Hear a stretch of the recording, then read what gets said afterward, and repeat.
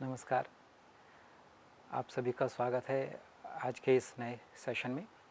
आज का जो हमारा विषय है वह है yoga module for respiratory disorders. योग के द्वारा श्वास के बीमारियों में क्या सहायता मिल सकती है, उस विषय पे हम आज चर्चा करेंगे। तो आज जिस विषय पे हम बात कर रहे हैं वह कहने को तो बहुत सामान्य है, हम आसपास हमारे देखते हैं, लेकिन इसको जितना हम गहराई से समझ पाएँ, जितना हम इसकी बारीकी से समझ पाएँ, उतना ही हमारे लिए लाभदायक रहेगा। जब हम इस विषय की बात करते हैं तो जैसे विषय हमारा है yoga module for respiratory disorders. तो यहाँ पे 3 विषय हैं हमारे। पहला योग, दूसरा रेस्पिरेटरी श्वसन, नॉर्मल रेस्पिरेशन। तीसरा हमारा जो विषय है, हमारा इसमें टॉपिक है वो है आपका डिजीज़। तो किसी भी कॉन्सेप्ट को, किसी भी विषय को समझने के लिए सबसे पहले इसके शब्द को, उसके बारीकी को समझ ज़्यादा इम्पोर्टेंट है, ज़्यादा लाभदायक भी है। कैसे? जैसे हम आजकल हमारे आसपास देखते हैं कि सांसों की बीमारियां हमारे पास बहुत सामान्य रूप से हमको देखने को मिलती हैं, सुनने को मिलती हैं। यह एक सामान्य साइनोसाइटिस, जिसे हम साइनस कहते हैं, से लेकर के COPD, अस्थमा, ऐसे कई रेंज की बीमारियों तक यह हो जाती है। और जब तक हम उस बीमारी को समझने के प्रयास करते हैं तब तक एक काफ़ी समय निकल चुका होता है। तब हमारी बॉडी उस प्रैक्टिसेस को उतना शायद अडॉप्ट न कर पाए। इसलिए ये बेहतर रहता है कि हम रेगुलर या प्रतिदिन और निरंतर इसका अभ्यास करते रहें, ताकि एक स्टेमिना बना रहे, ताकि हम उसको सस्टेन कर पाएँ। तो पहला जो हमारा यहाँ पे टॉपिक वह है ये कि रेस्पिरेशन, जो हमारा जो जो हमारा प्रणाली है, वह हमारी बेसिकली नॉर्मल ब्रीदिंग जो हमारी है, हमारे पास लंग्स हमारे इतने हैं, हम हार्डली उसका लगभग एक 10% ही उसका हम यूटिलाइज़ करते हैं, उसका हम प्रयोग करते हैं। जैसे अगर हम सामान्य बैठे हैं तो हम ऑब्ज़र्व करते हैं कि हम गौर करें तो हमारी जो श्वास की गति है वो बहुत छोटी है, उसका जो डेप्थ है बहुत छोटी है। दूसरा, हम छोटी छोटी एक्टिविटीज़ में हमारी श्वासों की जो सांस बढ़ जाना, ऐसी कई समस्याएं हमको ज़्यादा होने लग जाती हैं।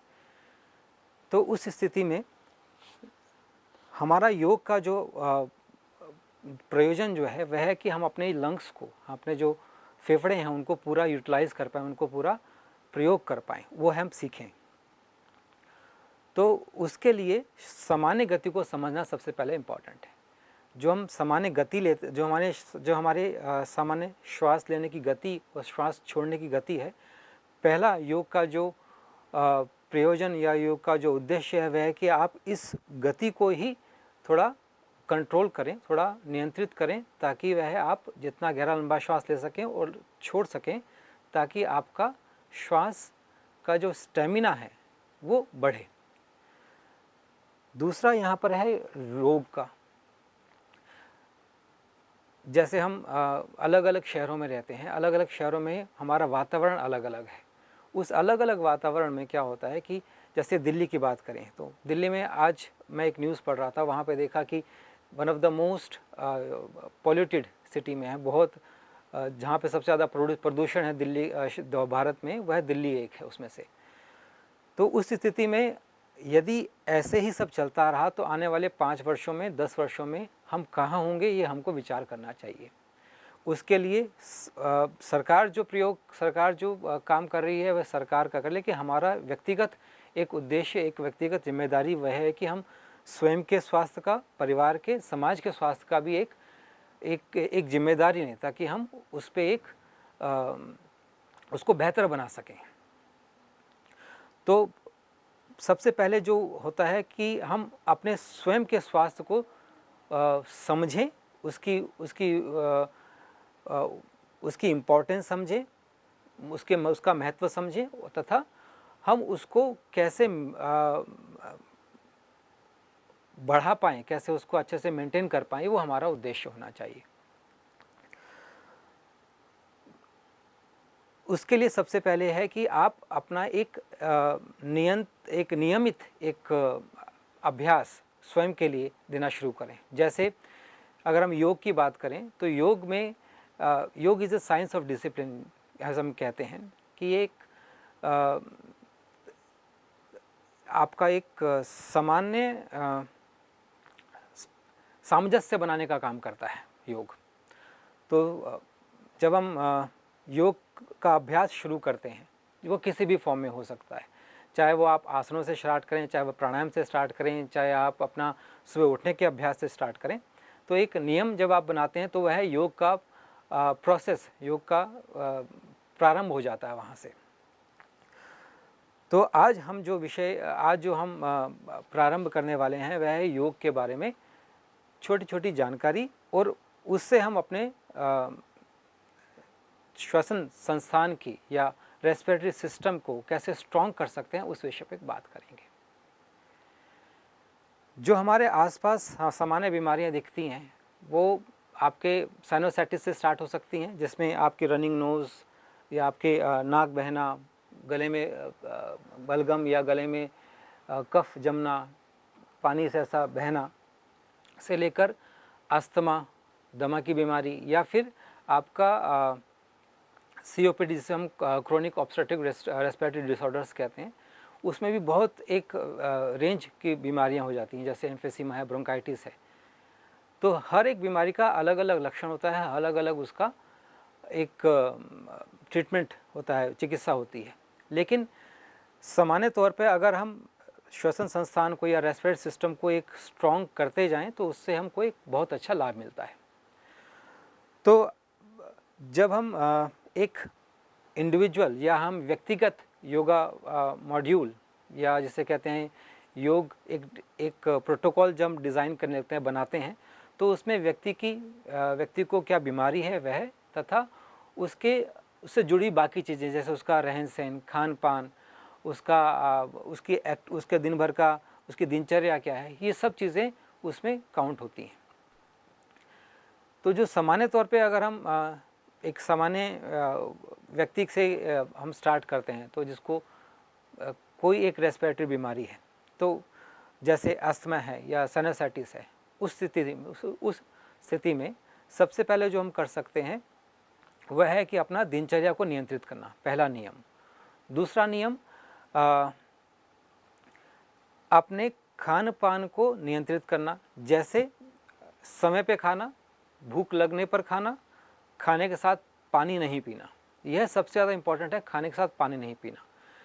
मैंने अपने आसपास देखा लोगों को, वह क्या करते हैं कि खाने के पहले पानी पी लेते हैं, खाने के दौरान पानी पी लेते हैं, या खाना खाते खाते पानी पीते रहते हैं। मतलब एक बार खाने के बाद 1 या 2 गिलास पानी पी जाते हैं। यह सबसे ज़्यादा नुकसानदायक है। और दूसरा, सांसों की बीमारियों के लिए ये एक कारण हो सकता है, ये देखा गया है। क्यों? क्योंकि जब आप खाने के आसपास, खाने के दौरान या खाने के तुरंत बाद पानी पीते हैं, तो उससे शरीर में कफ बनने की जो चांसेस होते हैं वो बढ़ जाते हैं। इससे क्या होता है, आपका जो खाना पचने की गति होती है वो स्लो हो जाती है, धीरे में हो जाती है, और उससे कई और बीमारियां होने लग जाती हैं, जैसे मोटापा हो गया, जैसे आपका हाइपर एसिडिटी हो गया, अपच जिसे कहते हैं। ऐसी कई बीमारियां इससे जुड़ने लग जाती हैं। आजकल थायराइड बड़ा कॉमन है, महिलाओं में PCOD की समस्याएं बड़ी कॉमन है। तो ये चीज़ें एक दूसरे जुड़ी रहती हैं और बनती रहती हैं, बढ़ती रहती हैं। तो ये एक नियम सबसे पहले बनाना कि खाने के आसपास पानी नहीं पीना। खाने के 1 घंटे के बाद या पौने घंटे के बाद 1 गिलास गुनगुना पानी बैठ के पीना है, वो भी धीरे धीरे, जैसे आप चाय पीते हैं या कॉफ़ी पीते हैं वैसा।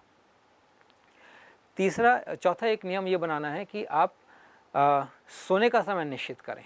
सोने का समय निश्चित कैसे?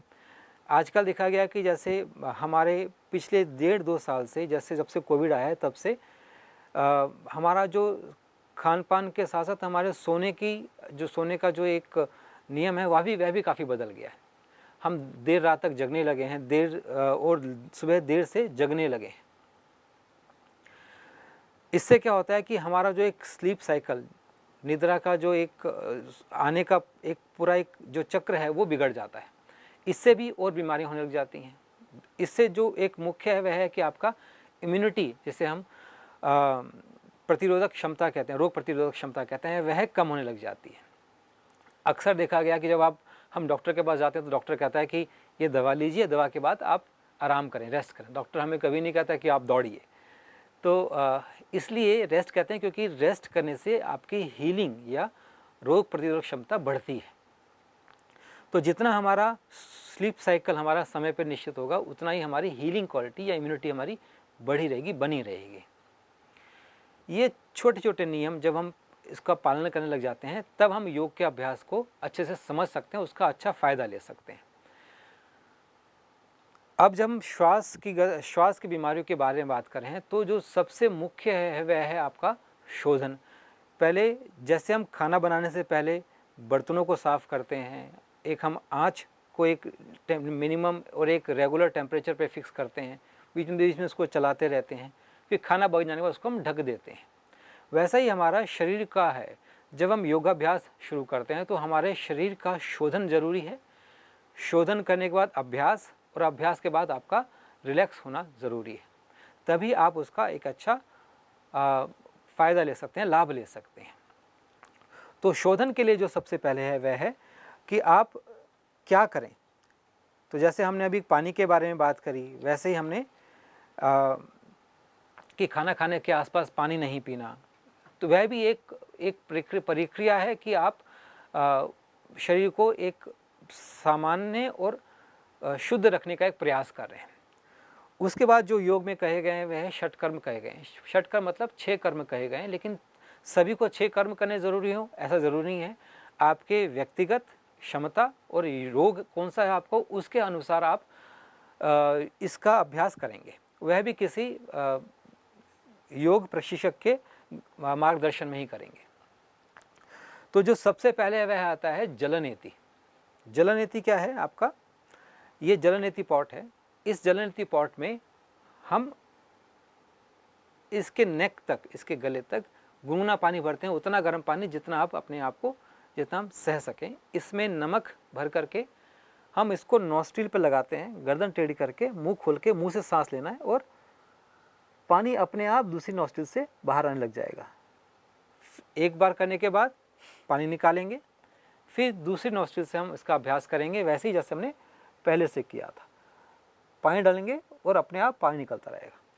इसके अभ्यास के बाद पानी निकालना सबसे ज़्यादा इम्पॉर्टेंट है। अक्सर जो देखा गया है कि लोग क्या करते हैं, जलनेति तो कर लेते हैं, लेकिन पानी के छोटे छोटे अगर ड्रॉपलेट्स आपके इस हिस्से में रह गए कहीं पर, तो वह आपको और कुछ ना कुछ समस्याएं दे सकते हैं, जैसे सर दर्द होना, या आपको भारीपन महसूस होना, आंखें चढ़ी चढ़ी होना, नाक बहना, या कानों की समस्या, ऐसी कुछ हो सकती है।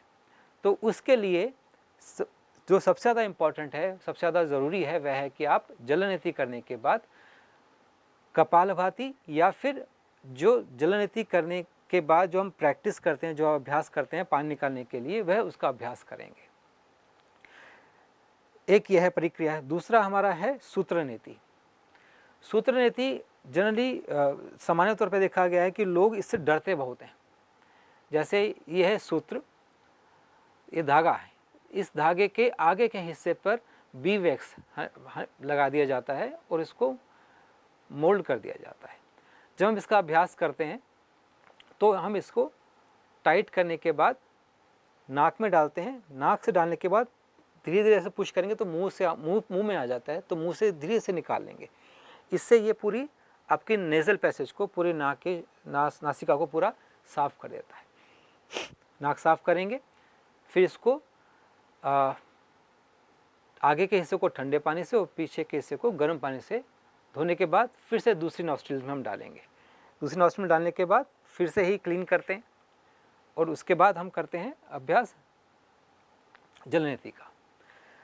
अक्सर लोग देखा गया है कि लोग सूत्रनेति से डरते बहुत हैं, तो उनके लिए ये एक रबर ट्यूब है, इसे बेसिकली कैथेटर है, लेकिन हम इसको इसके लिए इस प्रयोजन के लिए भी इसको इस्तेमाल करते हैं, प्रयोग करते हैं।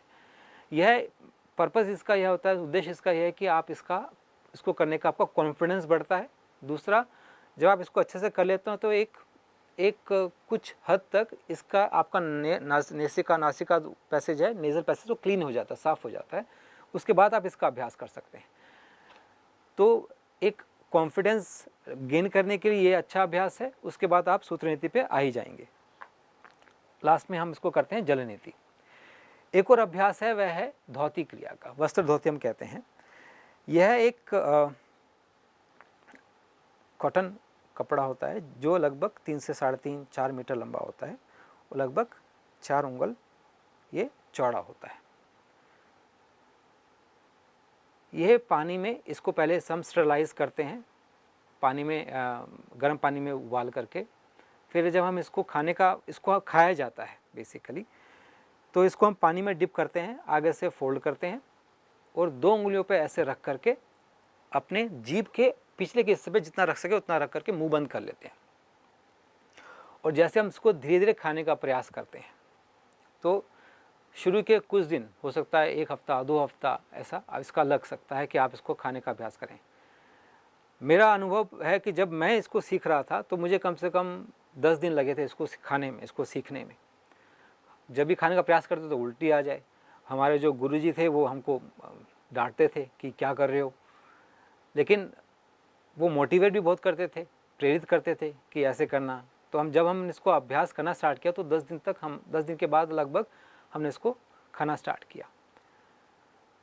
जब हम इसको खाते हैं तो धीरे धीरे आपको उल्टी जैसा आएगा, लेकिन प्रयास करते रहना है। अगर निकल जाए तो उसको फिर से धो के फिर प्रयास करेंगे। एक समय ऐसा आएगा कि आप इसको लगभग पूरा खा लेंगे, मतलब आपका लगभग इतना हिस्सा आपको छोड़ देना है। उसके बाद खड़े होकर के धीरे धीरे इसको निकालना है। पूरा निकालने के बाद जब आप देखेंगे कि इसके साथ आपके स्टमक का काफ़ी कफ, या जिसे कहते हैं एसिड, भी काफ़ी हद तक निकल जाता है। तो यह धोती क्रिया, वस्त्र धोती, आपके हाइपर एसिडिटी को, कफ के एक्यूमुलेशन को, जिसमें जैसे श्वास की जिनको समस्या है, जैसे अस्थमा हो गया, ब्रोंकाइटिस हो गया, या साइनसाइटिस जिसे है, हाइपर एसिडिटी है, उनके लिए बहुत एक अच्छा उपाय है करने के लिए। कफ बढ़ने की टेंडेंसी और एक्सेस जो कफ होता है वो काफ़ी हद तक निकल जाता है इससे।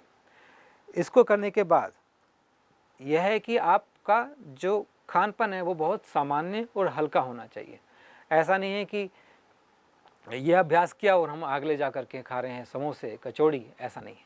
खाना हल्का, बिना मसाले का, तो इससे क्या होता है, आपके कफ बनने की टेंडेंसी कम होती है, साथ में इससे जो लाभ हुआ है वो मेंटेन हो पाता है।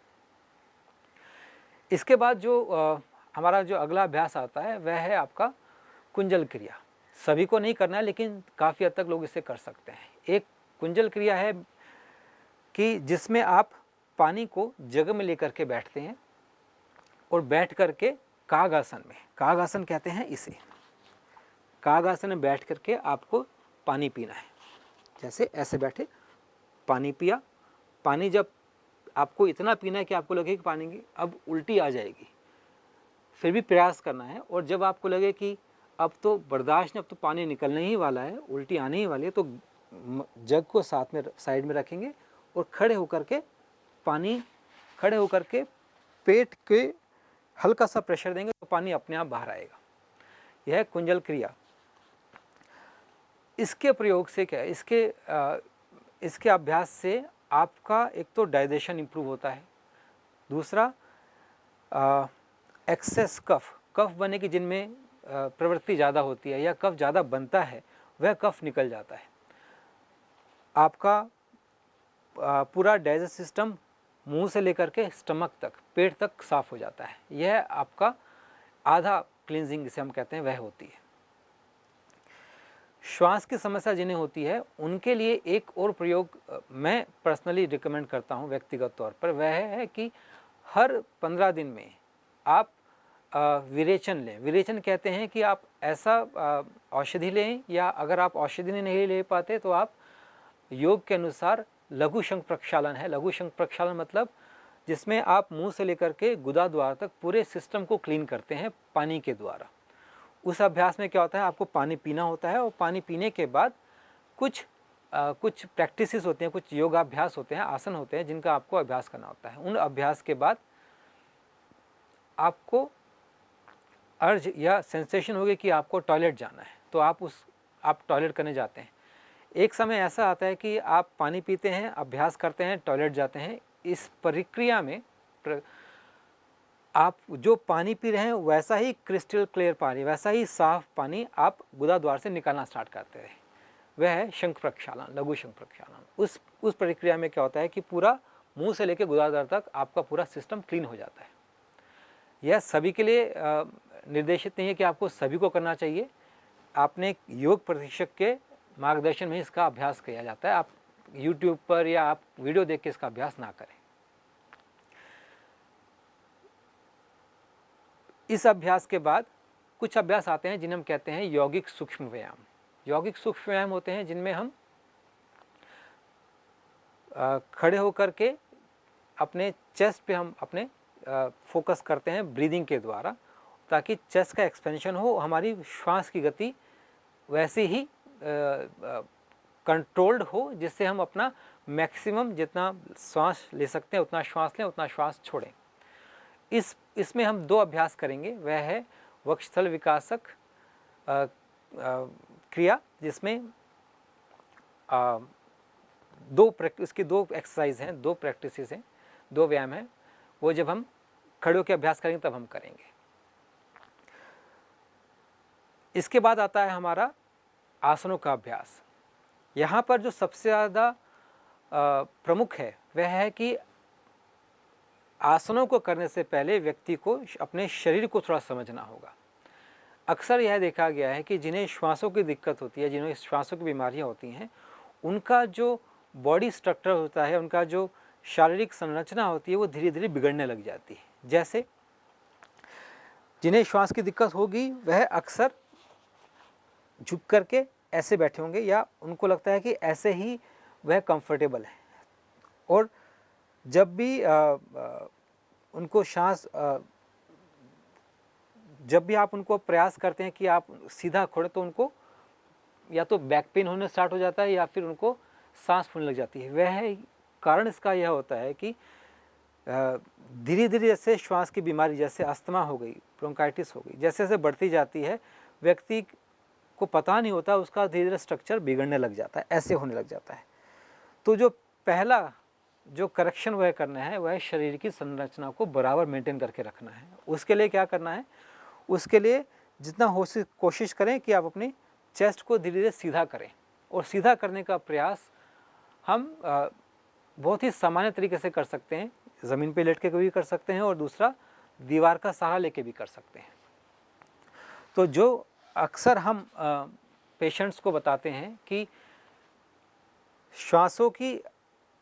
जब श्वासों का जब व्यायाम करें, उस व्यायाम को करने के साथ साथ और करने के दौरान आप अपने शरीर को भी थोड़ा थोड़ा समझें और अपना स्पाइन का स्ट्रक्चर धीरे धीरे ठीक करें। उसके लिए जो बहुत ही सामान्य जो एक्सरसाइज या प्रैक्टिस है हम कहते हैं, वह कहते हैं दीवार के साथ खड़े होना या बैठना। कैसे? जैसे आप बैठे हैं तो बैठने के लिए थोड़ा आगे झुक करके हिप्स को पीछे दीवार से लगाएंगे और धीरे धीरे सीधा। हाथों को आप यहाँ रख सकते हैं या यहाँ रख सकते हैं। कंधों को पीछे थोड़ा खींचेंगे। इससे क्या होगा कि आपकी जो स्पाइन है पूरी स्ट्रेट हो जाती है। दूसरा, चेस्ट आपकी एक्सपेंड होती है। जैसे हमने कहा कि श्वास की जिनको बीमारी होती है उनकी चेस्ट झुकने लग जाती है, कंधे आगे हो जाते हैं। तो पहला करेक्शन है कि आप अपना कंधे ठीक करें, बॉडी स्ट्रेट करें, ताकि जो अंदर फेफड़े हैं, लंग्स हैं, उनको थोड़ा और जगह मिले काम करने के लिए, या गैसेस एक्सचेंज जो होता है उसको प्रॉपर करने के लिए, सामान्य रूप से करने के लिए। तो यह प्रक्रिया एक दिन में नहीं होगी, यह धीरे धीरे आप 1-1 मिनट के लिए बैठें, 2 मिनट के लिए बैठें। जैसे जैसे आपका अभ्यास बढ़ता जाए वैसे आप इस समय पे आप इसको करते रहें। ये बैठ कर ऐसे ही हम खड़े होकर करेंगे तो हाथ यहाँ साइड में रख लेंगे। तो इस अभ्यास से क्या होता है कि आपकी जो बॉडी का जो स्ट्रक्चर है वो थोड़ा ठीक हो जाता है। इसी स्ट्रक्चर को ठीक करने के लिए एक और प्रयोग होता है जो हम कहते हैं कि आप अपने घर पे कर सकते हैं, घर की छोटी छोटी चीज़ों को लेकर के। वह है आपका छोटा तकिया हो सकता है, चद्दर हो सकती है, योगा मैट हो सकता है, किसी भी चीज़ को आप फोल्ड करके ऐसे रखें। जितनी आपको जितनी हाइट चाहिए, अगर मुझे लगता है कि मेरे लिए इतनी हाइट ठीक है, इतनी ऊंचाई ठीक है, मैं उस ऊंचाई से शुरू करूँगा।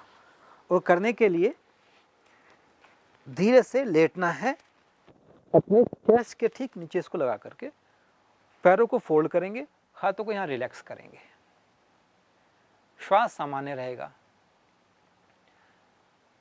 और शरीर को ढीला यहाँ पे छोड़ने का प्रयास करेंगे। जितना आप ढीला छोड़ेंगे, आपके श्वास की गति धीरे धीरे सामान्य होती जाएगी और आप खुद महसूस करेंगे कि आपकी स्पाइन ठीक धीरे मतलब सीधे हो रही है और दूसरा आपकी श्वास ठीक है पहले से। जब आप इसका अभ्यास आप कर लें तो आप धीरे धीरे इसकी हाइट बढ़ा सकते हैं।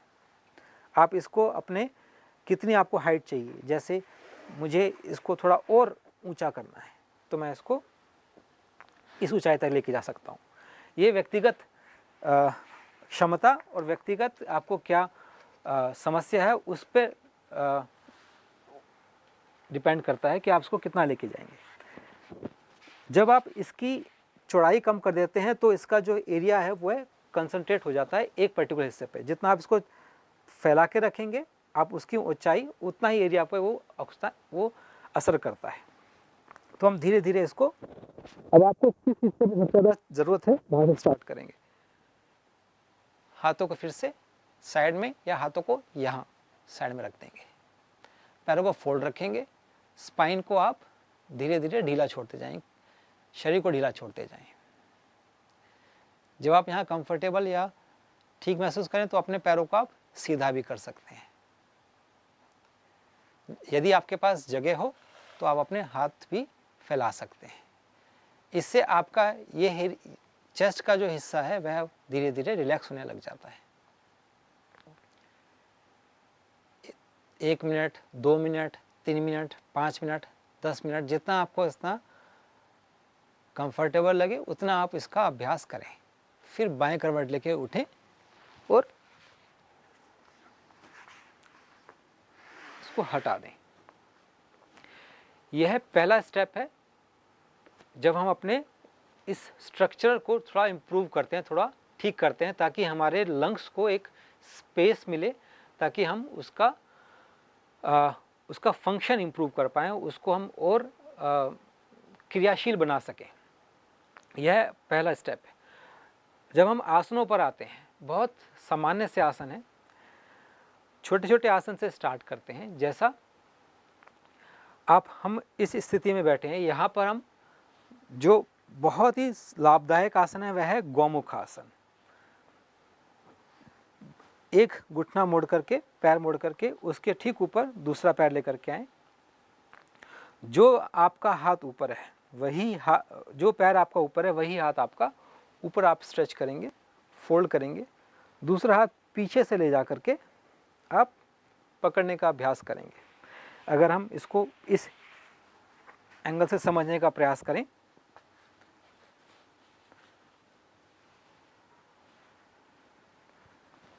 तो कोशिश करें कि हम यहाँ पर इसको पकड़ पाएँ। अगर आप इसको नहीं पकड़ पा रहे तो भी कोई समस्या नहीं, आप इस हाथ में एक रुमाल रख लीजिए, दूसरे हाथ में एक रुमाल रख लीजिए और आप इसको पकड़ने का प्रयास करें। इसका उद्देश्य यह है, ऐसे ही फिर हम दूसरे हाथ से करेंगे। इसका उद्देश्य यह है कि आप जब हाथ ऊपर उठाते हैं तो आपका जो लंग्स है वो पूरा ऊपर स्ट्रेच होता है, उसको स्पेस मिलता है। इससे क्या होता है, एक वहाँ पे ब्लड का सर्कुलेशन इंप्रूव होता है और दूसरा उसको और स्पेस मिलता है गैसियस एक्सचेंज के लिए। हालांकि गैसियस एक्सचेंज लंग्स के नीचे के हिस्से में होता है, लेकिन ऊपर का हिस्सा हमारा कम यूज़ में आता है। वैसे ही जैसे हमारा एक घर का एक पर्टिकुलर एक हिस्सा होता है जहाँ पे हम कम आते जाते हैं, तो उस हिस्से में क्या होता है, या तो धूल जमी होती है या मकड़ी के जाले आ जाते हैं, या वो हिस्से पे आपका आना जाना कम हो तो एक हिस्सा अनटच्ड जिसे हम कहते हैं रह जाता है। वैसे ही लंग्स के ये हिस्से अपर लोब, वह हिस्सा को क्रियाशील करने के लिए ये गौमुख आसन बहुत ही उत्तम और लाभदायक आसन है।